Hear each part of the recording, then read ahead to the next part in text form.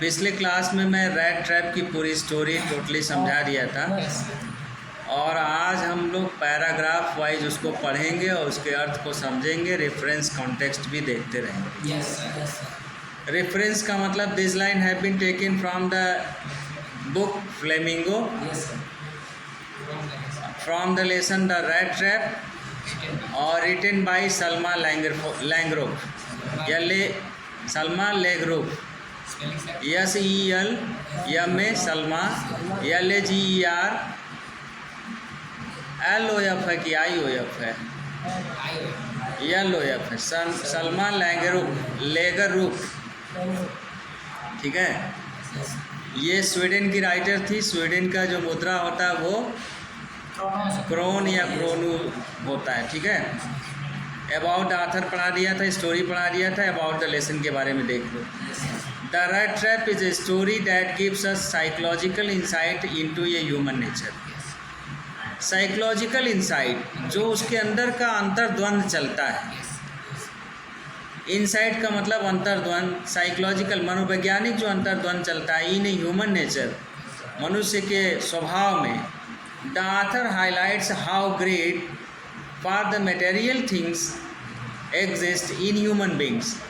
Author उस चीज़ को highlight करता है कि कैसे मटेरियल थिंग्स को, सारी मटेरियल ही तो है, सोना चांदी लोहा रुपया पैसा, ये मकान खेत ज़मीन जायदाद, ये सब क्या है? सब कुछ मटेरियल है, भौतिकवादी चीज़ है। इन मटेरियल चीज़ों के लालच में आके कोई कैसे चोरी करता है और अपने अस्तित्व को खो बैठता है इन ह्यूमन बींग्स, जैसा कि इंसानों में ये चल रहा है। उसी लालच को वो हाईलाइट करते हैं कि एक जो लालची प्रवृत्ति का व्यक्ति होता है वो शुरू में लालच के वशीभूत होकर किसी सामान को चुरा तो लेता है, उसके बाद का जो उसका साइकोलॉजिकल इंसाइट चलता रहता है पूरे स्टोरी भर या उसके पूरे लाइफ भर, उसी का एक्सप्लेनेशन इसमें दिया हुआ है। The story upholds the belief that essential goodness of human beings can be awakened through the love and understanding. ये कॉन्टेक्स्ट होगा, कोई भी पैराग्राफ लिखोगे इसका ये कॉन्टेक्स्ट जरूर होगा।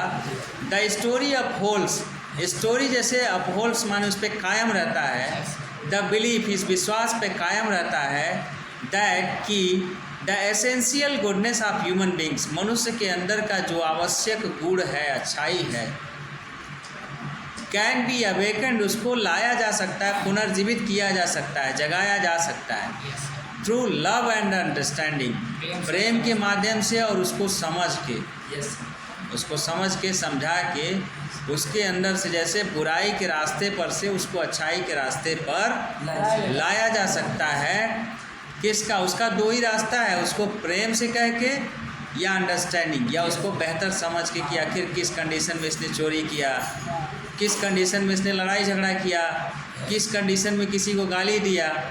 ये सारे कंडीशन को समझते हुए जब समझेंगे और प्रेम से उस चीज़ों को मतलब उससे पूछेंगे, फिर धीरे धीरे ये चीज़ें सुधर जाएंगी। तो राइटर का इसी पे फोकस है कि एक बेहतर वातावरण बनाया जाए, बेहतर मानव समाज बनाया जाए, जहाँ सब लोग प्रेम से रहें, भाईचारा से रहें, कोई चोरी ना हो, कोई बेईमानी ना करे, कोई मटेरियल थिंग्स के चक्कर में पड़े ही नहीं। अपनी आवश्यकता के हिसाब से जो चीज़ें ज़रूरत हुई, जितना ज़रूरत हुआ खा लिए, फिर ले लिए, उसके बाद छोड़ दिए। अनावश्यक चीज़ों का संग्रह न करिए। अब देखो पहला paragraph. Once upon a time there was a man, एक बार की बात है, जब कभी स्टोरी लिखी जाती है इंग्लिश में तो ये लिखा जाता है वंस अपॉन ए टाइम, एक बार की बात है। हाँ, long ago. Once upon a time there was a man who went around selling small rat traps of wire. जो रैट ट्रैप्स है, चूहेदानी चारों ओर बेचने जाता, रैट ट्रैप्स ऑफ वायर, चारों ओर अपने रैट ट्रैप्स को बेचने के लिए, छोटे छोटे चूहेदानी को बेचने के लिए जाता। ही मेड देम हिमसेल्फ, वह उसको स्वयं बनाता था, क्योंकि यदि स्वयं बनाएगा तो उसमें जो मेहनताना का खर्च होगा इसी का लगेगा। मान लो कोई चीज़ बनी बनाई 8 रुपये में आती है, ये बेचता है, इसको 2 रुपये मिलते हैं, तो उसको 2 रुपये का लाभ होता है। मान लो मटेरियल ला के ख़रीद के अपने से बनाया तो वो कम से कम 4 से 5 रुपये में बन जाएगा, तो बाकी ज़्यादा प्रॉफिट होगा।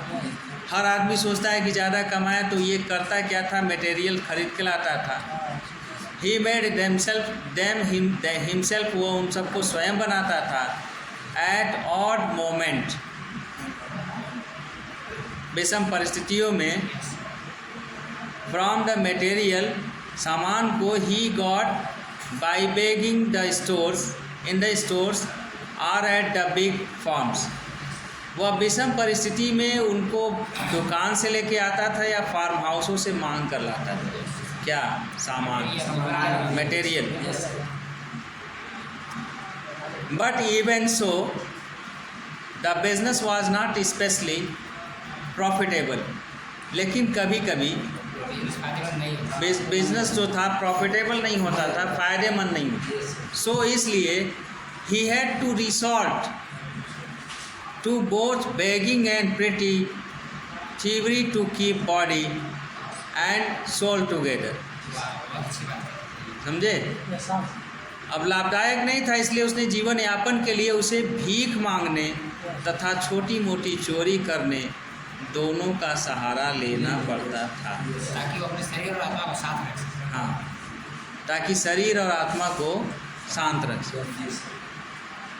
Pretty thievery to keep the body and soul together, दोनों को एक साथ रख सके, जीवित रह सके। हाँ, दोनों का संयोग बना रहे। एवन सो, फिर भी, हिज क्लॉथीज वेयर इन रैग्स, उसके जो कपड़े थे बहुत फटे पुराने होते थे। हिज चीक्स वर संकेन, उसके गाल जो थे बहुत पिचके हुए होते थे, जैसे लगता था कि खाना नहीं मिल रहा है। जैसे ये धनजी है, नाम धनजी, थोड़ा शरीर पे ध्यान दो, काजू किशमिश खाओ। गाल पिचके हुए थे और भूख उसकी आंखों में साफ झलकती हुई दिखाई पड़ती थी। एंड हंगर्स ग्लीड इन हिज आई, और जो हंगर्स है उसकी आंखों में साफ दिखती थी। जैसे किसने लिखा है कि इनकी आंखें जो हैं वो विंडो है सारा हकीकत बयान करने के लिए। एलिमेंट्री स्कूल में, हाँ, इन इस्लाम। नो वन कैन इमेजिन, कोई विश्वास नहीं, कल्पना नहीं कर सकता था, how sad and the monotonous life can appear to such a vagabond, कितना दुखी और नीरस जीवन वो भी ये हो सकता है। Who plods along the roads, जो अपने ही विचारों में खोया सड़कों पर चलता रहता है। हु प्लॉट्स, जो चलता रहता था along the road, left into his own meditations, अपने ही विचारों में मगन या अपने ही विचारों में खोया रहता था। कभी भोजन के तलाश में, कभी शराब के तलाश में, कभी पैसे के तलाश में रहता था।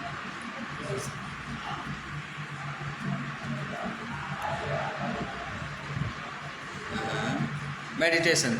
बट वन डे, लेकिन एक दिन ऐसा आया, this man had fallen into A line of thought, इस आदमी के दिमाग में एक आइडिया आया, एक विचार आया, which really seem to him entertaining, जो वास्तव में इसको रोमांचित कर गया। He had naturally been thinking of his rat traps, वह स्वाभाविक रूप से अपने रैट ट्रैप्स के बारे में, चूहेदानी के बारे में सोच रहा था। When suddenly he was struck by the idea, जब अचानक उसके दिमाग में आइडिया आया, the whole world about to him, उसको लगने लगा कि उसके चारों ओर पूरी दुनिया घूम रही। The whole world with its land and sea, its cities and the villages, भूमि, समुद्र, शहर, गांव, पूरी दुनिया। Was nothing but a big rat traps, ये पूरी दुनिया जो जैसे समुद्र है ये भी एक बहुत बड़ा चूहेदानी है। समुद्र है ये भी बहुत बड़ा चूहेदानी है, भूमि है, धरती, ये भी बहुत बड़ा चूहेदानी है। और शहर है ये भी बहुत बड़ा चूहेदानी है, और गांव है ये भी बहुत बड़ा चूहेदानी। ये फिलोसॉफिकल वे में सोचना शुरू कर दिया, दार्शनिक वे में सोचना शुरू कर दिया, और उसके अपने फ़ायदे के लिए भले सोच रहा है, मगर उसका दार्शनिक तरीका कि ये पूरी दुनिया जैसे एक चूहेदानी है या मायाजाल है। मायाजाल क्या है? चूहेदानी ही तो है, अकॉर्डिंग टू द ये राइटर। एक बड़ी चूहेदानी के अलावा कुछ भी नहीं है। Cities villages was nothing but a big trap. ये कुछ भी नहीं है एक चूहेदानी के सिवा। It had never existed for any other purpose than to set bats of the people.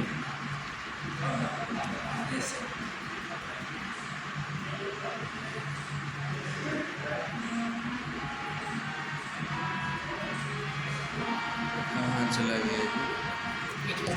It had never existed. इसमें ऐसा कुछ भी नहीं है, अस्तित्व नहीं, फॉर एनी अदर पर्पस, कोई और उद्देश्य नहीं है, than set of baits of the people, लोगों को फंसाने के अलावा, वस्तुएं डालने के अलावा और कोई किसी का दूसरा उद्देश्य नहीं है, कोई और टारगेट नहीं है। It offered riches and joys, it offered riches and joys, यह प्रस्तुत करता है, रिचेस माने धनी और जॉय माने प्रसन्नता, शेल्टर सरल एंड फूड और भोजन, heat and clothing exactly as the right trap, offered cheese the pork and as soon as anyone let himself be tempted to touch the belt। कहने का मतलब जिस तरीके से चूहेदानी में फंसाने के लिए सूअर का मांस कुछ लोग लगाते हैं, और उसमें फंसाने के लिए सूअर के मांस के अलावा कुछ लोग पावरोटी का टुकड़ा लगाते हैं, और कुछ लोग पनीर का टुकड़ा लगा देते हैं कि जितना टेस्टी रहेगा उतना भोजन, उतना मतलब चूहा जल्दी आएगा और उतना जल्दी हम लोग पकड़ेंगे। तो ये क्या दर्शा रहा है? Psychological condition of a human beings. ये मनुष्य के साइकोलॉजिकल कंडीशन को दर्शा रहा है कि हम यदि कहीं कोई और ट्रैप, जैसे एक जाल बिछाता है, कोई कबूतर पकड़ता है, चूहेदानी में लगाता है, पनीर का टुकड़ा लगाता है, सूअर का मांस लगाता है, या पावरोटी का टुकड़ा लगाता है, तो सिर्फ इसलिए लगाता है कि उसको जल्दी से पकड़ ले, जल्दी से लालच के चक्कर में आ जाए।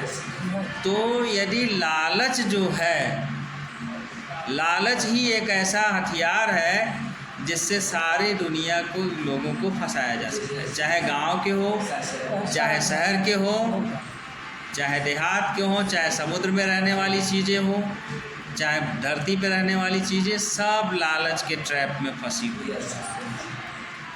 समझे?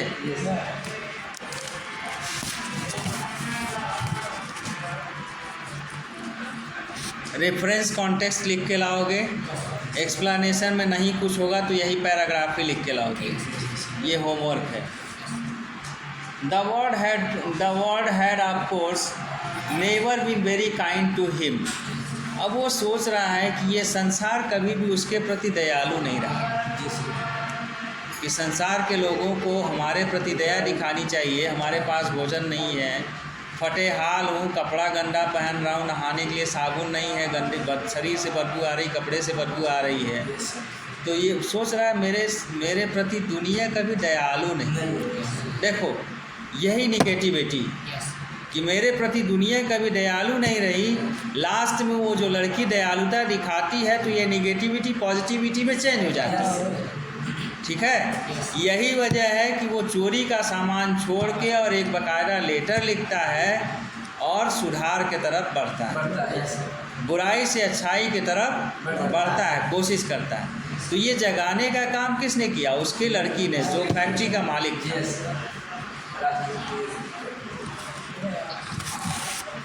तो उसको लगा कि the world had of course never been very kind to him, पूरी दुनिया हमारे लिए कभी भी दयालु नहीं रही। सो इसलिए it gave him unwanted joy to think ill of it in his way.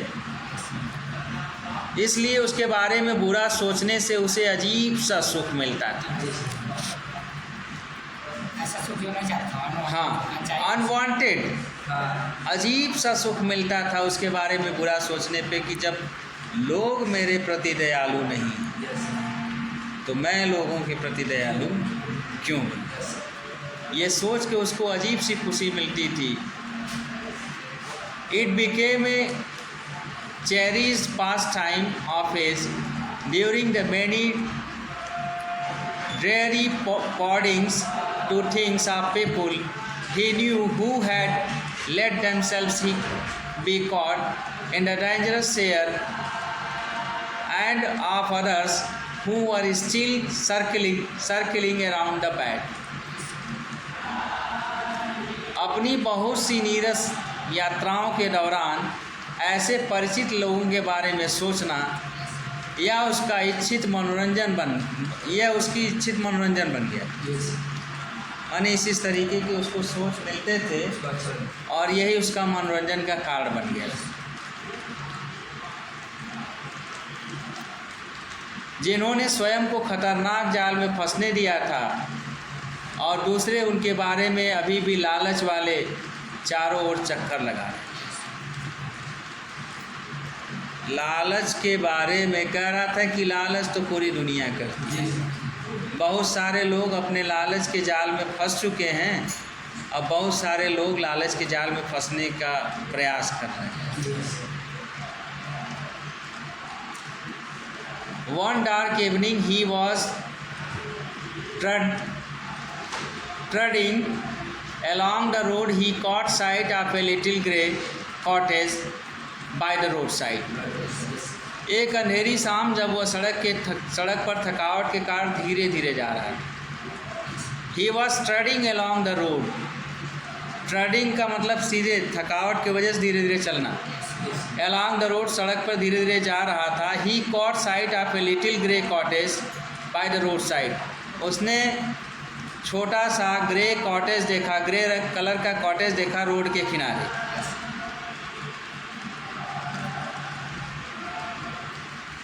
Grey cottage road side and knocked on the door to ask shelter for the night.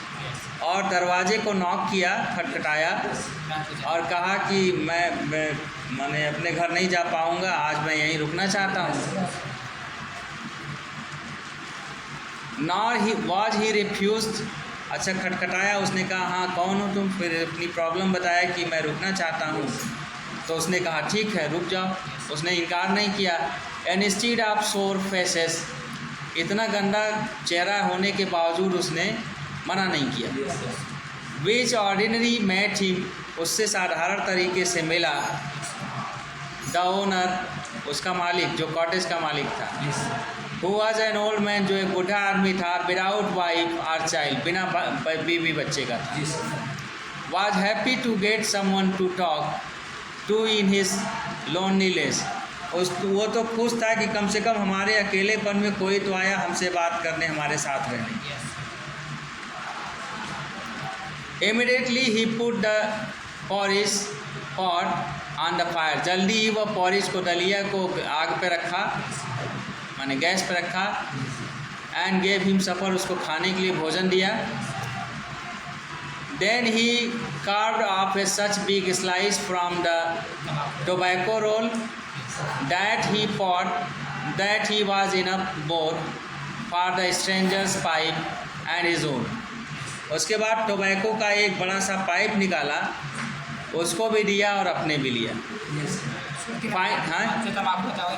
हाँ, तंबाकू का मतलब वो एक सिगरेट की तरह, जैसे सिगरेट का 2-3 गुना बड़ा होता है, ठीक है। उस पर ऊपर ऐसे रख के उसको फूकते हैं। हाँ, नहीं वो हुक्का अलग होता है। टोबैको का मतलब जैसे मान लो तुम्हारी अंगुली है, अंगुली का इस 3 गुना बड़ा और इस अंगुली का 2 गुना मोटा, इतना बड़ा होता है। उसके एक किनारे पे जो है थोड़ा खाली रखा रहता है, वहीं पे वो जलाते हैं, आग रखते हैं, और उसके बाद अंदर वो सुरती वगैरह भरा रहता है, तो उसी का कस खींचते हैं, तो उसी को टोबैको बोलते हैं। चीलम क्या होता है? चीलम चीलम तो अलग होता है। मिट्टी का होता है। हाँ मिट्टी का होता है वैसे जी। हाँ, वो मिट्टी का होता है। चीलम अपने सीपी सर से कहोगे तो दिखा देंगे, रखें क्या हो? नहीं कहीं से व्यवस्था करके लाएंगे। सुनो, फिर उसके बाद वो तंबाकू का जो बड़ा सा वो था उसको निकाला और उसको भी दिया, अपने भी लिया।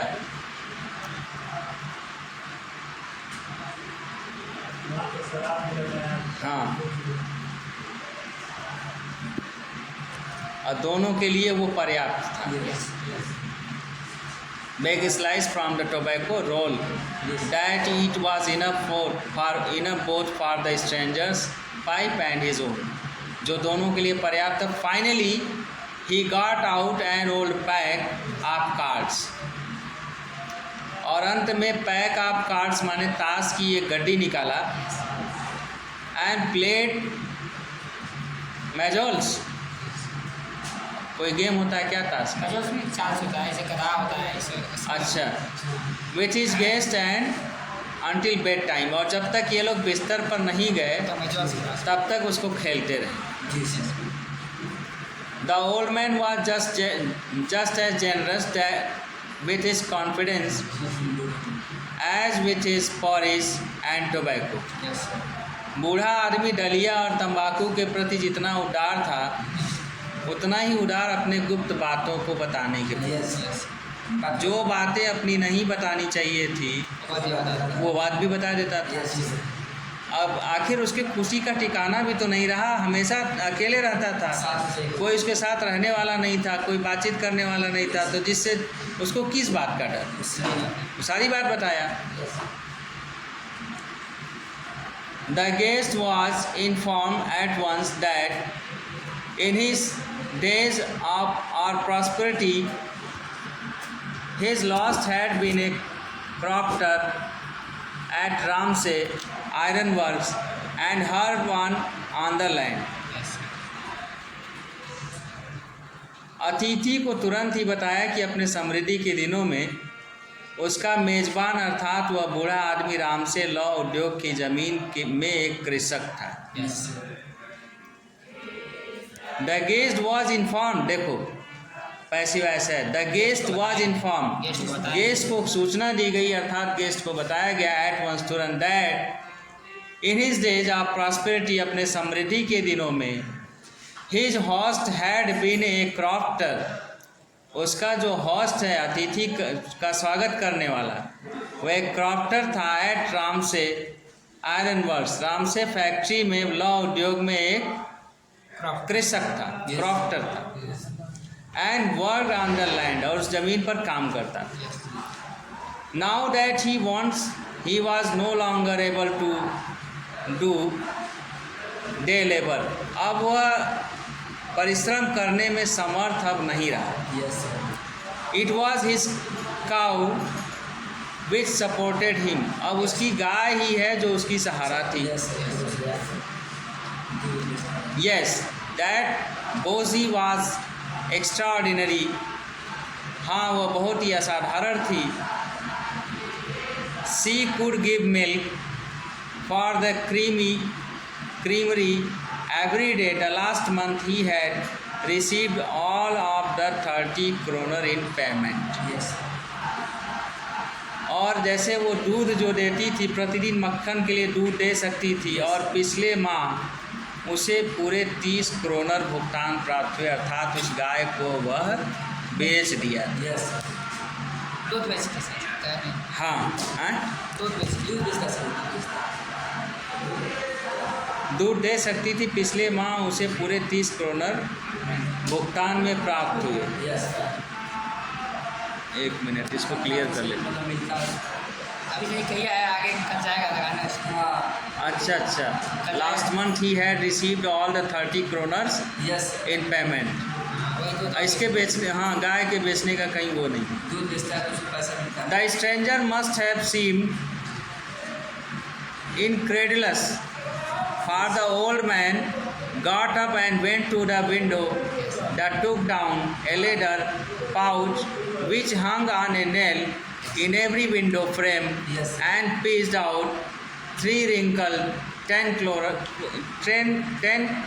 kroner bills. Yes. बूढ़े व्यक्ति को अवश्य ही ऐसा लगा था कि वह अजनबी उनकी बात पर विश्वास नहीं कर रहा। बहुत चालू था, लूटने का तरीका उसको पता हो गया था। कहाँ रखे होंगे? हाँ। तो तरीका जैसे वही एक बताया था एक बार कहानी में कौन सी शरीर में? कि आज से 30-35 साल पहले बकरी ले गए। जब ATM वगैरह नहीं होते थे, बैंकों से पैसा निकालना बड़ा मुश्किल होता था। तो बनारस की घटना है, बनारस के स्टेट बैंक से कचहरी से पैसा निकाला कोई आदमी 1 लाख रुपया। अच्छा, जब वो 1 लाख रुपया निकाला तो निकाल के पहले गाड़ियाँ भी नहीं होती थी, गाड़ियाँ इधर 20-25 सालों में आई। तो वो साइकिल पे अपने कैरियर पे पीछे लाद के और आगे अपना चलता था। हाँ, तो उसके बाद किए क्या, 2 चाई थे, वो सब देख रहे थे कि ये तो 1 लाख रुपया 30-35 साल पहले बहुत धन था। ठीक है। अब उसके बाद किया क्या कि ये दोनों अपना निकले, इसके साइकिल के आगे पहले 500 का नोट गिराए, तो ऐसा गिराए कि वो देखा नहीं। अब फिर उसके 2-4 फीट 5 फीट आगे 1000 का नोट गिराए। अब ये देखा कि कोई दिख तो नहीं रहा मगर 500 का नोट है, तो ये अपना साइकिल बाकायदे स्टैंड पे खड़ा किया। स्टैंड पे खड़ा करने के बाद 500 का नोट लिया। अच्छा, 500 का नोट लेने के बाद फिर देखा कि अरे 1000 का नोट और गिरा कौनों के, फिर उसको भी उठाया। जैसे ही उसको उठाया तब तक इन सबको पर्याप्त समय मिल गया, ये अपना कैरियर में से बैग निकाल के लेके चल दिए। तो जो इस तरह के करने वाले लोग होते हैं वो बड़े दिमागी रूप से तेज होते हैं। हाँ, रियल घटना है। वो बड़ा जैसे साइकोलॉजिकल कंडीशन देखते हैं, फेशियल एक्सप्रेशन लोगों का देखते हैं। जैसे ऐसे ही रात में मतलब काफ़ी ट्रेन भरी हुई थी, और जैसे ही 11-12 बजा, चैयुए में से एक आदमी चिल्लाया कि भैया अगले डब्बे में पॉकेट मारा गया, सब लोग अपना अपना पॉकेट और रुपया पैसा सब सुरक्षित रखिए। समझे? और उसके बाद किए क्या कि जो पैसा अपना रखे थे सब टोड़े टाने लगे। उतने में उसका सबका निगाह पड़ गया। समझे? और जब सबका निगाह पड़ गया तो वो सब किए क्या कि फिर 3 बजे एकदम भोर में जब नींद लगती है सबको सबका पॉकेट मार के निकलना। तो सबके पास बड़ा ट्रिक होता है हर चीज़ का, मेथड होता है। हाँ, मेथड होता है। तो वैसे ही ये भी अनसुने तरीके से अब इंटरेस्ट ना दिखाते हुए, नीरस दिखाते हुए अपना सुन रहा था कि ये फालतू बकबका रहा है। मैंने अपना शो ऑफ नहीं कर रहा था कि मैं तो ऐसे रुकने के लिए आया था और ये फालतू बकबका रहा है। अब उसको ये लग रहा है कि ये मेरी बात पे विश्वास नहीं कर रहा है, जो अपनी गुप्त बातें थी वो भी बता दिया। तो जब वो नहीं माना तो उसको दिखा भी दिया, ये देखो करेंसी नहीं है। The strange must have seemed incredulous. बूढ़े व्यक्ति को अवश्य ऐसा लगा होगा कि वह अजनबी उसकी बात पर विश्वास नहीं कर रहा। For the old man got up and went up to the window, took down a leather pouch. और खिड़की के पास गया और अपना जो लेदर पाउच था, उसको लगा कि तो विश्वास नहीं कर रहा, लेदर पाउच जिसमें नोट रखा था वो लेके आया। लेदर पाउच मैंने चमड़े का थैला। विच हंग ऑन ए नेल, जो खूटी पर टंगी हुई थी, in the every window frame, जैसे जो खूटी पे टांग दिया जाता है, सभी खिड़की के जो फ्रेम होते हैं उन पे टांग दिया जाता है, वैसे वो भी खिड़की पे ही टांग दिया था। And picked out the 3 wrinkled 10 corners bills, लटका हुआ था, और 10 क्रोनोर के 3 मुड़े हुए नोट निकाले। 10-10 रुपए के 3 मुड़े हुए नोट समझो। तो उसी तरीके से 10 क्रोनोर के 3 नोट निकाले मुड़े हुए। These he held up before the eyes of the guest.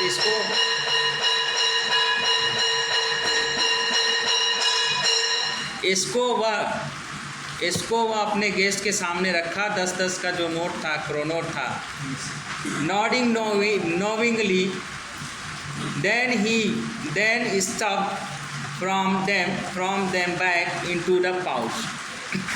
पहले उसको दिखाया, फिर बूट सामने जानबूझकर सिर हिलाते हुए, अर्थात इस तरह पकड़े कि अतिथि को दिखाई दे जाए, और फिर उन्हें वापस उसी में ठूस दिखाया कि कैसे, मतलब ये देखो कड़ी कड़ी नोट है, और उसके बाद जब वो देख लिया तो उसको दिखाते हुए उसी नोट में ठोस के रखा, फिर ले जाके खिड़की पे टांग दिया। अब कल बताएं।